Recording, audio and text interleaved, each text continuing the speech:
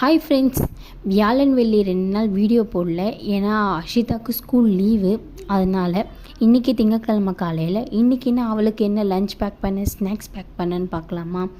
ஸ்நாக்ஸுக்காக மாதுளப்பழமும் கொய்யாப்பழமும் வச்சேன். லஞ்சுக்கு வந்து பீட்ரூட் ரைஸும் முட்டை பொடி மாசம் பண்ணேன். முட்டையை அவிக்கலை, சரி இன்றைக்கி இந்த மாதிரி கொடுக்கலாமேன்னு சொல்லிவிட்டு இந்த மாதிரி செஞ்சேன். அப்புறம் நேற்று டிமார்ட் போனப்போ இந்த வாட்டர் பாட்டில் கேட்டுகிட்டே இருந்தால் ரொம்ப நாளாக.